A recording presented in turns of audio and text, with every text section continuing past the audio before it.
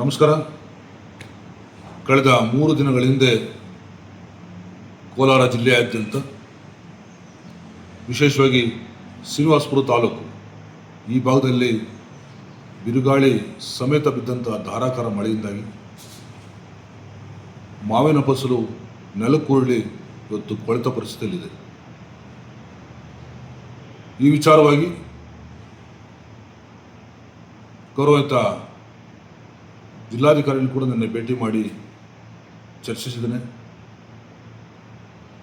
ನಿನ್ನೆ ಸಹ ಕೋಲಾರ ಲೋಕಸಭಾ ಸದಸ್ಯರಾದಂಥ ಗೌರವಿತ ಮಲ್ಲೇಶ್ ಬಾಬು ಸಾಹೇಬರು ಹಾಗೆ ಆ ಭಾಗದ ಶಾಸಕರಾದಂಥ ಗೌರವಿತ ವೆಂಕಟೇಶ್ವರ ಸಾಹೇಬರು ಜೊತೆಯಾಗಿ ಅಧಿಕಾರಿಗಳನ್ನು ಜೊತೆಗೂಡಿಕೊಂಡು ಏನು ಆ ನಷ್ಟ ಆಗಿರ್ತಕ್ಕಂಥ ಮತ್ತು ಬೆಳೆ ಹಾಳಾಗಿರ್ತಕ್ಕಂಥ ತೋಟಕ್ಕೆ ಭೇಟಿ ನೀಡಿದ್ದಾರೆ. ಇವತ್ತು ನಾನು ಸರ್ಕಾರದಲ್ಲಿ ಮನವಿ ಮಾಡ್ತೇನೆ, ಹಾಗೆ ಜಿಲ್ಲಾಡಳಿತ, ತೋಟಗಾರಿಕಾ ಇಲಾಖೆ ಜಂಟಿಯಾಗಿ ಇವತ್ತು ಈ ಒಂದು ರೈತರ ಸಂಕಷ್ಟಕ್ಕೆ ಧಾವಿಸಬೇಕು. ಯಾವೆಲ್ಲ ರೈತರುಗಳಿಗೆ ಇವತ್ತು ಬೆಳೆ ಹಾಳಾಗಿದೆ ಆ ರೈತರಿಗೆ ಪರಿಹಾರ ನೀಡುವ ನಿಟ್ಟಿನಲ್ಲಿ ಕಾರ್ಯಪ್ರವೃತ್ತರಾಗಬೇಕು ಅಂತ ಕೂಡ ಮನವಿ ಮಾಡ್ತೇನೆ.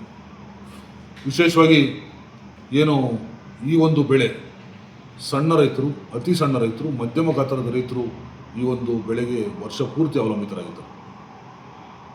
ಇದರಿಂದ ಆರ್ಥಿಕ ನಷ್ಟ ಒಂದು ಕಡೆ, ಕಳೆದ ವರ್ಷ ಕೂಡ ಈ ಒಂದು ಬೆಳೆಗೆ ಒಳ್ಳೆಯ ಬೆಲೆ ಸಿಗದೆ ರೈತರು ಕೂಡ ಭಾಳ ಕಂಗಾಲಾಗಿದೆ.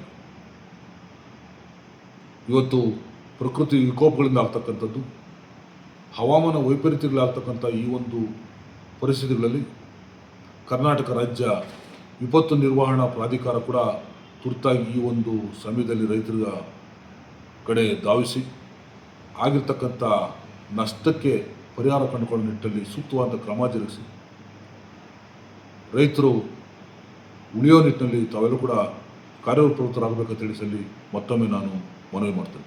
ನಮಸ್ಕಾರ.